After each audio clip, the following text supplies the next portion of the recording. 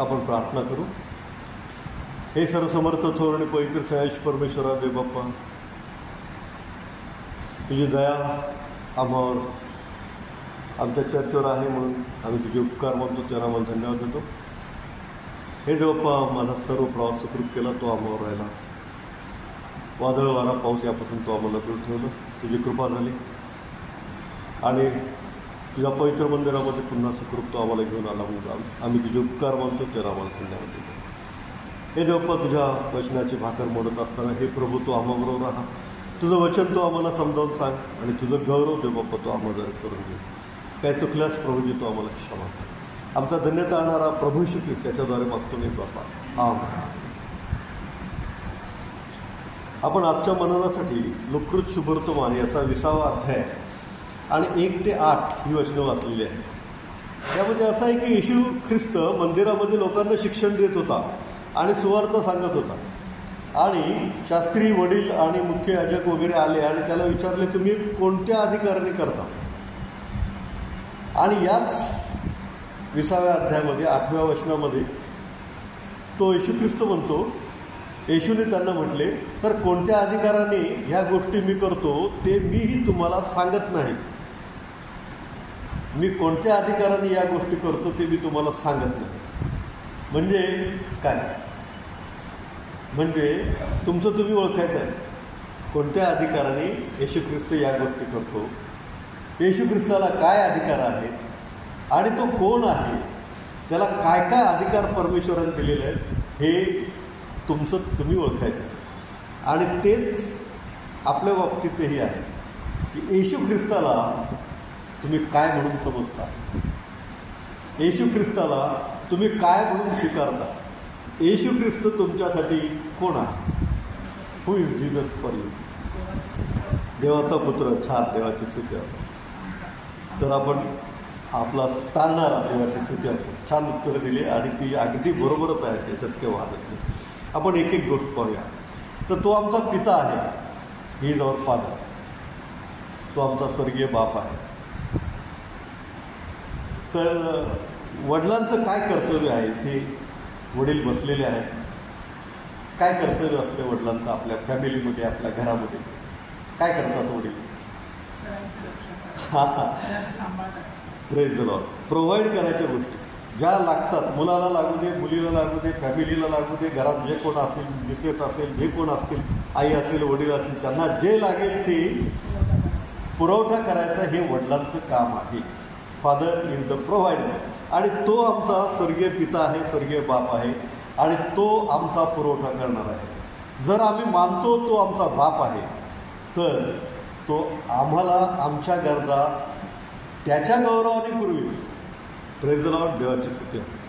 आम्हाला तो आमच्या गरजा सर्व त्याच्या गौरवाने, त्याच्या संपत्तीनुरूप पुरवी आणि त्यांनी पुरवलेलं आहे. पहा, अरण्यामध्ये सगळे लोक होते आणि तिथं काहीच नाही. आणि तेव्हा ते असे हॉटेल बिटेल आता कसे आहेत तसे काहीच नव्हते. आणि लोक इतके तल्लीन झाले होते, इतके ते रमून गेले होते येशू ख्रिस्ताच्या स्वर्गीय गोष्टी सांगायच्या की ज्या कधी बघितल्या नाही, ज्या कधी कानाने ऐकल्या नाही. अशा स्वर्गीय गोष्टी येशू ख्रिस्त सांगायचा. कधी डोळ्यांनी बघितल्या नाही, कधी कानाने ऐकल्या नाही. आणि अशा गोष्टी ऐकायला लोकांचं मन अगदी आतुर व्हायचं. आणि त्यामुळं सकाळपासून संध्याकाळ कधी झाली लोकांना कळालं नाही. आणि लोकांना कळालं नाही आणि मग जेवणाची वेळ झाली. आता एवढ्या लोकांना 5,000 तर नुसते पुरुष होते, स्त्रिया वेगळ्या, मुलं वेगळी, म्हणजे निश्चितच 10,000च्या वर संख्या असणार आहे. मग काय करायचं? ही इज द फादर. तो कोण आहे? बाप आहे. तो प्रोव्हायडर आहे, तो पुरवठा करणारा देव आहे. आणि म्हणून त्याने काय केलं? 5 भाकरी आणि 2 मासे घेतले, आकाशाकडे त्या पाहून त्याच्यावर आशीर्वाद दिला आणि शिष्यांना म्हणला वाटा. आणि मी शिष्यांनी लोकांच्या पंक्ती बसवल्या आणि त्या वाटल्या. आणि ते कमी पडलं का? नाही. हो, सगळे जेवून उरलं. आणि उरलं ते 12 टोपल्यावरलं. उरलं ते 12 टोपल्यावरलं. म्हणजे सगळ्या लोकांना देऊन 12 शिष्य होते, प्रत्येकाच्या डोक्यावर एक एक टोपली आहे ना.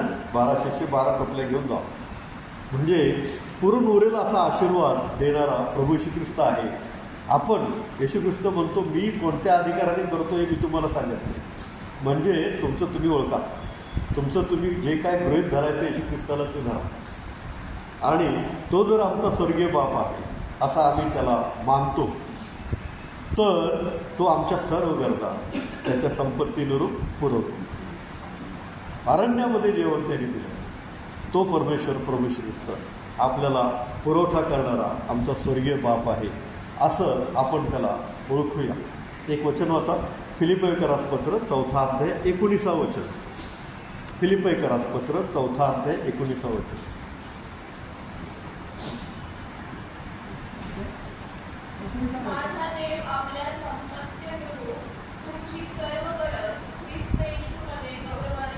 हां बघा, माझा देव आपल्या संपत्तीनुरूप तुमच्या सर्व गरजा ख्रिस्त येशूच्या ठाई गौरवाच्या द्वारे पुरवेल. ख्रिस्त येशूमध्ये तुमच्या सर्व गरजा त्याच्या संपत्तीनुरूप, म्हणजे त्याची संपत्ती इतकी अफाट आहे की आकाश त्याचं सिंहासन आणि पृथ्वी त्याचं पदासन असा असणारा आमचा स्वर्गीय देव, की ज्याने केवळ शब्दाने अख्खं विश्व निर्माण केलं, तो त्याच्या संपत्तीनुरूप आमच्या गरजा पुरवणार. कधीच काहीच कमी पडणार नाही, सर्व पुरून उरेल. दावीद काय म्हणतो, माझं पात्र काठोकाठ भरून वाहत आहे. पुरून उरेल असा आशीर्वाद परमेश्वर तुम्हाला देईल जेव्हा आम्ही त्याला आमचा स्वर्गीय बाप आहे असं स्वीकारतो. येशू ख्रिस्त म्हणतो तुमचं तुम्ही ओळखा. येशू ख्रिस्त म्हणतो मी कोणत्या अधिकाराने, मला काय अधिकार दिलेले आहेत ते मी सांगणार नाही, तुमचं तुम्ही ते ओळखायचं आहे. म्हणून आम्ही ओळखलं की तो आमचा स्वर्गीय बाप आहे, तो आमच्या सर्व गोष्टीमध्ये पुरवठा करणारा आमचा जिवंत देव आहे. म्हणून पहिली गोष्ट, तो आमचा स्वर्गीय बाप आहे. आणि ज्यांचे वडील एक्सपायर झालेले आहेत त्यांनी येशू ख्रिस्ताला आपला स्वर्गीय बाप मानायलाच पाहिजे, कारण तोच तुमचा बाप आहे. देवाची स्तुती आहे. मदर, दुसरा पॉईंट आहे मदर. तो कोण आहे? तर तो आमची आई पण आहे. येशू ख्रिस्त आमची आई आहे ना. एक गाणं, ख्रिस्त गुरु माऊली ग माय माझी, ख्रिस्त गुरु माऊली. किती सुंदर गाणं लिहिलेलं आहे. देवाची स्तुती असो. किती आनंदाने आपण ते म्हणतो नाही का. येस. आईचं काय काम आहे सांगा. पहिलं उत्तर तुम्ही बरोबर दिलं. वडील हा पुरवठा करतात, त्यांचं ते काम असते. दिवस रात्र कष्ट करतात, काबाड कष्ट करतात, पैसे कमवतात आणि काय करतात, घरातल्या गरजा, मुलांच्या गरजा भागवतात. मुलांनी त्याची जाणीव ठेवावी. माझे वडील किती काम करतात, दिवसभर काम करतात, रात्रभर काम करतात, कामामध्ये व्यस्त असतात, त्यांना स्वतःच्याकडे लक्ष द्यायला वेळ नाही, तरी ते त्याच्या मुलांच्या गरजा भागवण्यासाठी वडील काम करतात. हे मुलांनी लक्ष द्यायचं. ख्रिस्ताला आपला बाप मानायचं. तुमच्या सर्व गरजा ख्रिस्त येशूमध्ये पुरतील. आईचं काय काम आहे? दुसरा येशू ख्रिस्त आमचा आई पण आहे. काय सिस्टर? हां, मुलांना संस्कार द्यायचे. Very good. मुलांचं संगोपन करायचं. Very good, very nice. अगदी बरोबर उत्तर आहे. मुलांचं संगोपन करणे. हां, कम्फर्टर, त्यांना शिक्षण द्यायचं, चांगलं त्यांना संस्कार द्यायचे. कम्फर्टर, काही त्याला दुखलं खुपलं, आजारी असलं, लहान मुलं आहे, त्याला काही रडता येत नाही, त्याला काय सांगता पण येत नाही मला काय झालं ते. आईने ओळखायचं की काय झालं त्याला. आईने त्याला मांडीवर घ्यायचं, आईने त्याचं अश्रू पुसायचे, आईने त्याला शांत करायचं. मुलांची काळजी आई कशी घेते तसा येशू ख्रिस्त काय करतो, आमची काळजी घेतो. आमची काळजी घेतो. ते मूल जरी मोठं झालं आणि कधी दुःखात असेल, कष्टात असेल, संकटात असेल, तरी आई काय करते, त्याची काळजी घेते, त्याला सांत्वन करते. त्याचं काय करते, सांत्वन करते. पुष्कळ उदाहरणं. आई अगदी मुलगा कष्टात दुःखात असताना कसं सांत्वन करते याची पुष्कळ उदाहरणं.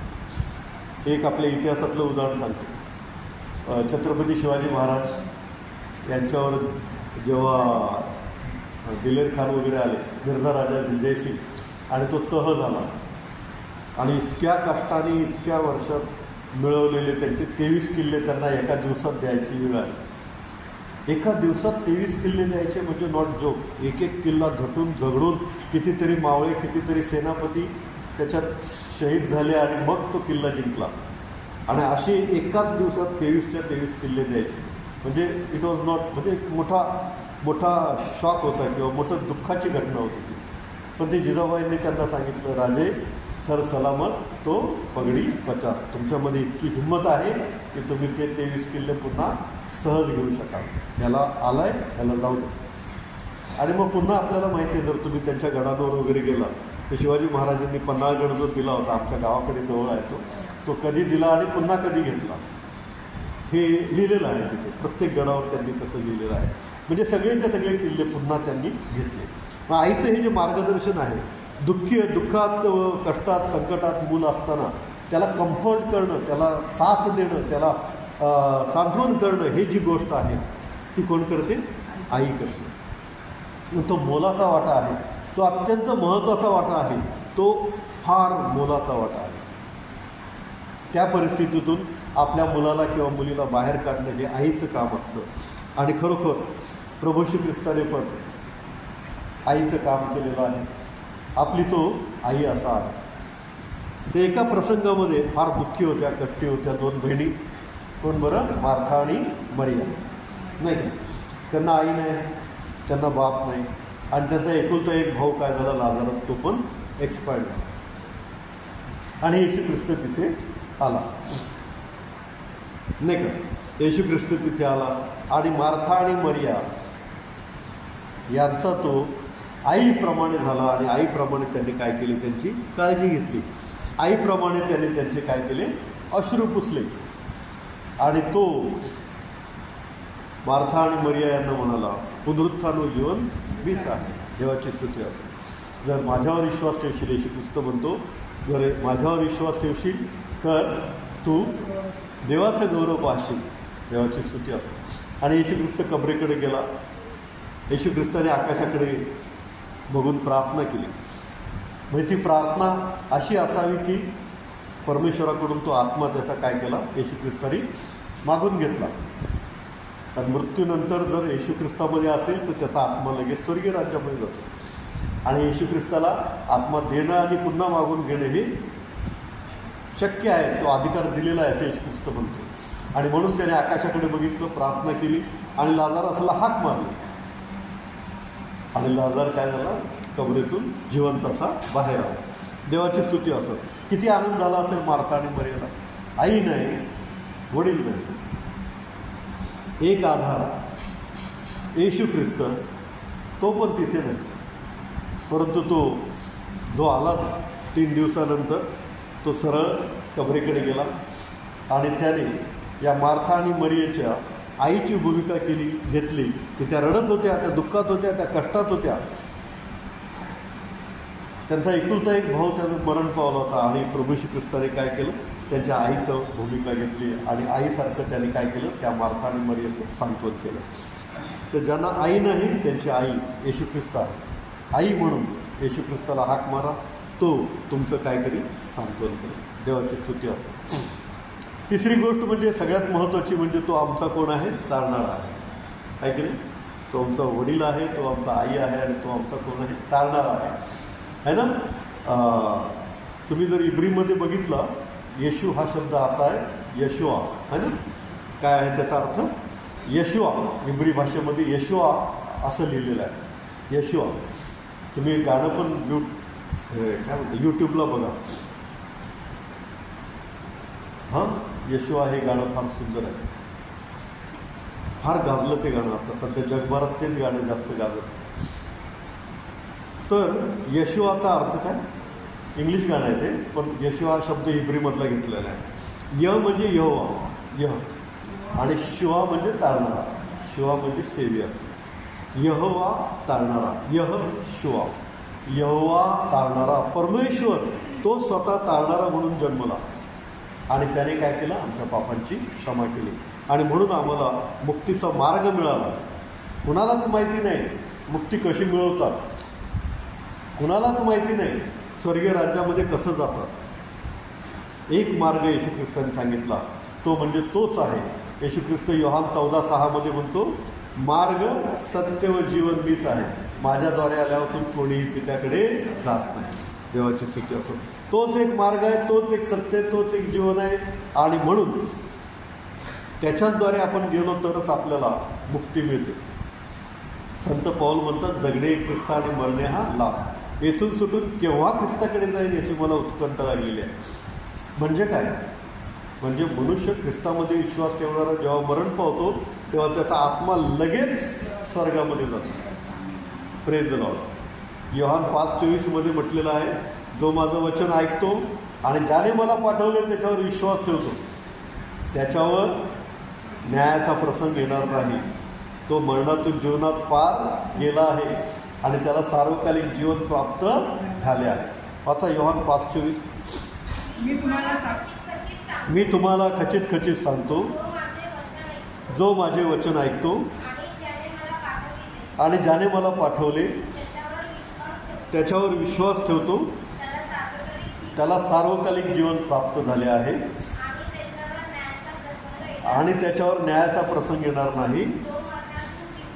तो मरणातून जीवनात पार गेला. किती आशीर्वाद आहे. न्यायाचा प्रसंग पण नाही, तर न्याय फार भयंकर आहे.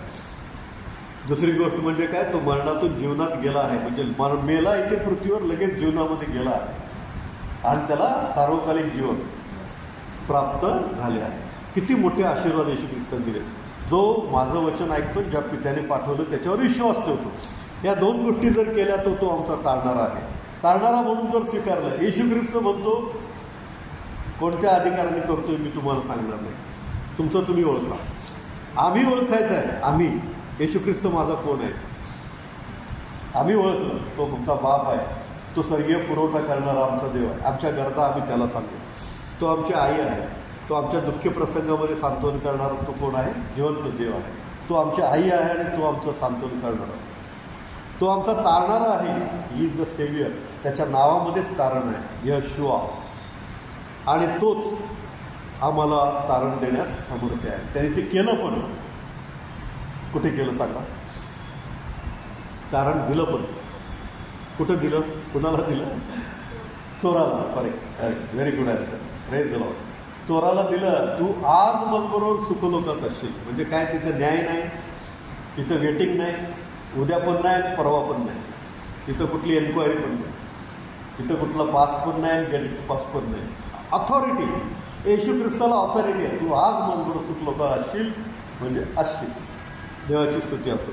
जो जिवंत देव आहे, जो अंशांशाने प्रकाराप्रकाराने प्रगट होतो, तो आमचा जिवंत देव आम्हाला त्याच्या उपस्थितीची जाणीव करून देतो.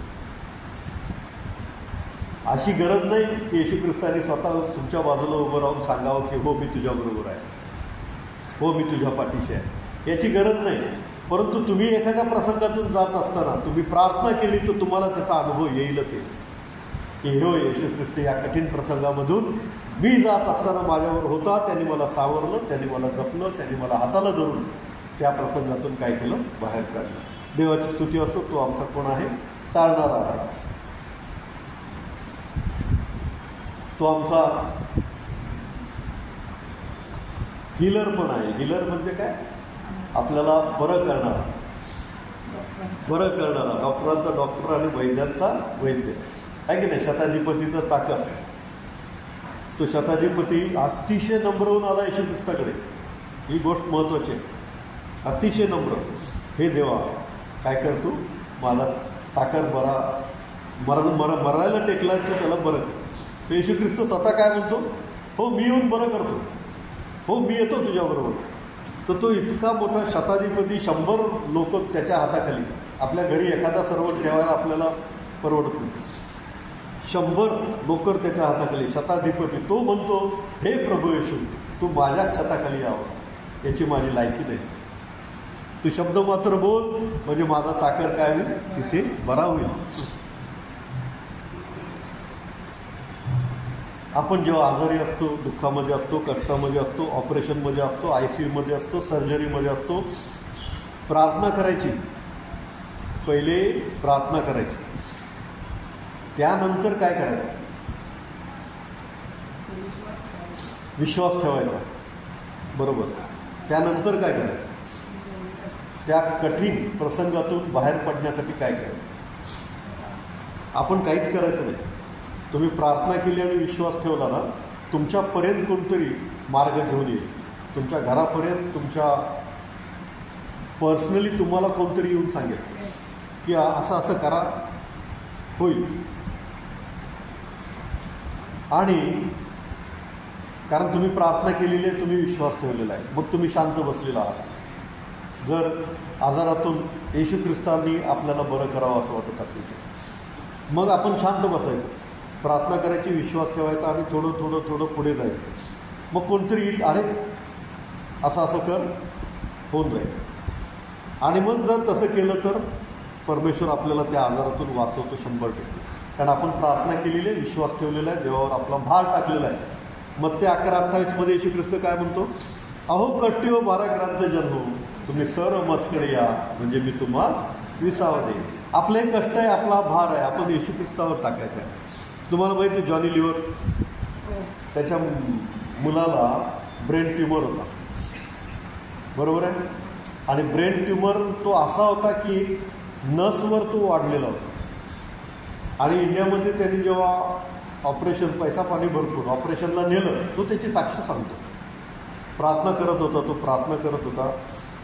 ऑपरेशनला ते नेलं इंडियामध्ये, तर ते डॉक्टरांनी ऑपरेशन करताना असं सांगितलं की हे ऑपरेशन इथून पुढे होणार नाही, कारण ब्रेन ट्यूमर जो आहे तो काढताना ती नस जर तुटली तर काहीच करता येत नाही, हा मुलगा इथेच मरेल. त्यापेक्षा असं करा की त्याला जगतोय तेवढं जगू, नाहीतरी मरणारच. ऑपरेशन करून पण काय फायदा, असं डॉक्टरांनी सांगितलं. आणि ऑपरेशन केलेलं, करत असलेलं थांबवलं. त्याला खूप वाईट वाटलं, खूप रडले दोघेही. आणि मग काय झालं, ते प्रार्थना करायला लागले, विश्वास ठेवायला लागले, चर्चमध्ये वगैरे जायला लागले. आणि मग त्यांच्या ओळखीचे अमेरिकेमध्ये पास्टर होते, सतीश रायबर्डे म्हणून, सतीश रायबर्डे. तर त्यांना हे कळालं आणि त्यांनी सांगितलं त्यांना की तुम्ही अमेरिकेला या. अमेरिकेमध्ये एक असा न्यूरोसर्जन आहे, तो चांगला आहे आणि तो काय करतो, ऑपरेशन हे असे चांगले सक्सेसफुल करतो, मला माहिती आहे, मला खात्री आहे. आणि हे मग अमेरिकेला गेले, त्यांच्याकडेच उतरले, सतीश रायबर्डे यांच्याकडेच उतरले. आणि मग ते डॉक्टरांना दाखवायला वगैरे गेले हे लोक, आणि त्यांनी ऑपरेशन केलं आणि सक्सेसफुल झालं. आणि तो मुलगा आजही जिवंत आहे. तो देवाची स्थिती असो. आपण जेव्हा कठीण आजारातून जातो तेव्हा ह्या 2-3 स्टेप मात्र पाळल्या पाहिजे. 1 प्रार्थना, 2 विश्वास, आणि 3री गोष्ट म्हणजे फक्त शांत बसायचं, प्रयत्न करत राहायचे, शांत बसायचं. कुठून तरी असा मार्ग येईल की तो तुम्हाला काय करेल, परमेश्वर प्रभू येशू ख्रिस्त काय करेल, त्यातून बाहेर काढेल. देवाची स्तुती असो. परमेश्वर आमचा अद्भुत मंत्री आहे, यशाया 9:6. समर्थ देव आहे, सनातन पिता आहे आणि शांतीचा अधिपती आहे. अद्भुत गोष्टी करणारा तो जिवंत देव आहे. तो आमचा वडील आहे, तो आमचा आई आहे, तो आमचा तारणारा आहे, तो आमचा रोग बरे करणारा आहे. आणखी एक गोष्ट आहे, त्याच्याबद्दल काय म्हटलेलं आहे माहिती आहे? He is king of kings and lord of lords. तो राजांचा राजा आणि प्रभूंचा प्रभू आहे. देवाची स्तुती असते. कुठलाही राजा जो म्हणाला मी मोठा आहे, तो त्याच्यापुढे कधी टिकला नाही. इतिहास साक्षीदार आहे. बायबलमध्ये आपल्याला लिहिलेलं आहे, नबुकदनेस्सर राजा आहे की नाही, तो म्हणाला हे सगळं मी बनवलं, हे सगळं माझं आहे, हे सगळं वैभव मी केलं आहे. आणि हा गर्व त्याला झाला तेव्हा त्याला बैल बनावं लागलं, गवत खावं लागलं, आणि 7 काळ म्हणजे 7 वर्ष 7 पाऊस त्याच्यावर पडले. परमेश्वर राजांचा राजा आहे, प्रभूंचा प्रभू आहे. इतिहासातलं दुसरं उदाहरण म्हणजे हिटलर. अत्याचार करायचा. पहिल्या महायुद्धामध्ये एका यहुद्याने साथ दिली होती युरोपियन राष्ट्रांना, म्हणून त्याचा राग होता ते यहुद्यांवर. तर ते दुसरं महायुद्ध त्यांनी केलं, त्याच्यामध्ये यहुद्यांना मारत सुटला तो. ती त्याची मोठी चूक झाली, कारण यहुदी हे देवाचेच लोक आहेत. देवानी त्यांना इजिप्तमधून काढून आणलं. देवानी याकोबाला आशीर्वाद दिले, देवानी याकोबाला इस्रायल नाव ठेवले, देवाचे लोक आहेत ते. येशू ख्रिस्ताला ते मानत नाहीत, ही मोठी चूक आहे त्यांची. तर त्यांना तारण मिळेल की नाही ते परमेश्वर ठरवेल, पण देवाचे लोक म्हणून देव त्यांची काळजी घेतो ना. हिटलर या यहुद्यांना मारत सुटला, आपल्याला इतिहास माहिती आहे. आणि मग झालं काय, शेवटी दुसरं महायुद्ध तो हरला आणि तो स्वतः गोळी मारून मेला.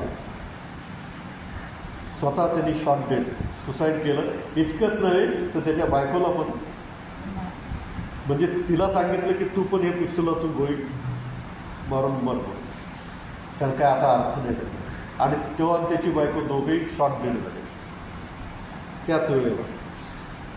आणि मग रशियाचं सैन्य आलं वगैरे, त्यांनी बघितलं तर हे दोघेही डेड आहेत. मोठ्या सन्मानाने त्यांचा अंत्यविधी वगैरे केला नाही असं नाही. परंतु ही गोष्ट अशी आहे की तो प्रगटीकरणमध्ये लिहिलेला आहे बघा, 19वा अध्याय आणि 16व वचन. प्रगटीकरण 19:16. त्याच्या वस्त्रावर व त्याच्या मांडीवर राजांचा राजा आणि प्रभूंचा प्रभू असं नाव लिहिलेले आहे. त्याच्या praise the lord, he the king of kings and the lord of lords. राजांचा राजा आणि प्रभूंचा प्रभू असं त्याच्या वस्त्रावर, त्याच्या मांडीवर लिहिलं आहे. येशू ख्रिस्ताचं हे प्रगटीकरण आहे. त्याच्या पुढं ना कुठला राजा टिकणार, ना कुठला पंतप्रधान टिकणार.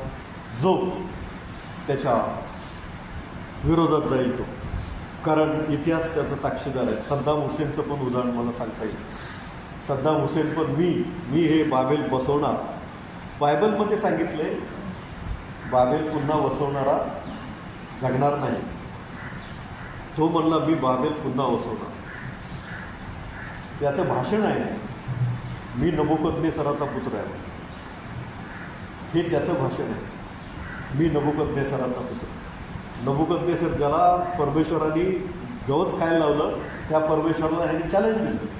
आणि मग शेवटी काय अवस्था झाली, अमेरिकेने युद्ध केलं, जॉर्ज बुशने इराकवर हल्ला केला आणि अक्षरशः तो त्याच्यावर इतका सम्राट, इतका मोठं वैभव त्याचं, इतका मोठा तिथं आलिशान सगळं इराकमध्ये फार सुंदर केलं होतं त्यांनी. एका खड्ड्यात त्याला भिकाऱ्यासारखी अवस्था झाली होती. त्याला पकडलं तेव्हा दाढी वाढली होती, केस वाढले होते आणि भिकारी तशी त्याची अवस्था झाली. त्याला तर पकडलं आणि डायरेक्ट फाशी दिली. ही अवस्था राजाची होते, पंतप्रधानाची होते, राष्ट्राध्यक्षाची होती. याचं कारण असं की तो राजांचा राजा आणि प्रभूंचा प्रभू, सगळं काही त्याच्या नियंत्रणात आहे. असं एक पण गोष्ट नाही की जी त्याच्या नियंत्रणात नाही. बरोबर आहे ना. एक उदाहरण सांगतो बायबलमधलं. पेत्राला वाटलं आता संपलं. काय वाटलं पेत्राला, आता येशू ख्रिस्ताला धरलं म्हणजे आता संपलं. याच्या नियंत्रणात सगळं होतं पण आता नाही, आता गेलं असं पेत्राला वाटलं. याच्या नियंत्रणात समुद्र पण होता. तो म्हणला पायाखाली उभं राहा, पाण्याला राहिलं पाणी. त्याच्या पायाखाली उभं तो पाण्यावरून चालला. याच्या नियंत्रणात होतो. वादळ वारं शांत कर, येशू ख्रिस्तानी वादळ वाऱ्याला म्हणलं, धमकावलं, शांत हो म्हणला, वादळ वारं शांत झालं. याच्या नियंत्रणात होतं. पण आता याला धरलं, आता याच्या नियंत्रणात काही राहिलेलं नाही असं कुणाला वाटलं, पेत्राला. आणि मग येशू ख्रिस्त काय म्हणतो, कोंबडा आरवण्यापूर्वी तू 3 वेळा मला नाकारशील. आणि खरंच तसंच झालं. त्या दिवशी कोंबडा आरवण्यापूर्वी पेत्राने येशू ख्रिस्ताला किती वेळा नाकारलं, 3 वेळा. आणि 3 वेळा नाकारूपर्यंत कोंबडा शांत बसला होता. 3 वेळा नाकारूपर्यंत कोंबडा आरवलं नाही. म्हणजे तेव्हा पेत्राला कळालं की अजून पण सगळे याच्या काय आहे, नियंत्रणात आहे. कोंबडासुद्धा याच्या काय आहे, नियंत्रणात आहे. सगळी सृष्टी याच्या काय आहे, नियंत्रणात आहे. ज्याला जरी याला धरलं तरी तो कोण आहे, देवाचा पुत्र आहे. आणि म्हणून पुन्हा पेत्र काय मागे फिरला नाही. देवाची स्तुती असो. तो आमचा कोण आहे, बाप आहे. तो आमचा कोण आहे, आई आहे. तुमचं तुम्ही ओळखायचं. येशू ख्रिस्त म्हणतो, मी कुठल्या अधिकाराने करतो मी तुम्हाला सांगणार नाही, तुमचं तुम्ही बघा. आम्ही ओळखायचं आहे, तो आमचा बाप आहे, आमच्या गरजा तो पुरवतो. तो आमचा आई आहे, तो आमचं सांत्वन करतो. तो आमचा तारणारा आहे, तो आम्हाला स्वर्गीय राज्याचा मार्ग देतो. तो आमचा हीलर आहे, आमचा रोग मुक्त करणारा देव परमेश्वर आहे. त्याला बसलेल्या फटक्यांमध्ये जे आरोग्य आहे ते तो आम्हाला देतो. तो कोण आहे, king of kings and lord of lords आहे. कुठल्याही परिस्थितीमध्ये कोणीही आपल्या विरुद्ध उठलं, देवाविरुद्ध उठलं तरी त्याचं शासन करण्यास परमेश्वर समर्थ आहे. कारण तो कोण आहे, राजांचा राजा आणि प्रभूंचा प्रभू आहे. येशू ख्रिस्त म्हणतो, तुमचं तुम्ही ओळखायचं आहे, तो कोण आहे. तो आमच्यासाठी आमचा बाप आहे, आई आहे, तो आमचा तारणारा आहे, तो आम्हाला रोगमुक्त करणारा आहे, तो आमचा राजांचा राजा आणि प्रभूंचा प्रभू आहे. आपण प्रार्थना करूया. हे सर्वसमर्थ आणि पैशांश परमेश्वरा देव बाप्पा, तो आमचा तारणारा देव आहेस, तो आमचा स्वर्गीय बाप आहेस, तो आमचा आई आहे, तो आमचं सांत्वन करतोस देवप्पा, तो आमच्या सर्व गरजा तुझ्या गौरवानिशी पुरवतोस. म्हणून हे देवप्पा आम्ही तुझे उपकार मानतो. तू राजांचा राजा आणि प्रभूंचा प्रभू आहे. सर्व पृथ्वी आणि स्वर्ग तुझ्या नियंत्रणामध्ये आहे. तो आमचा तारणारा देव आहेस, तुझ्यावर आम्ही विश्वास ठेवतो. आमचा धन्य तारणारा प्रभू श्री ख्रिस्त यावर मागतो मी बापा. आमेन.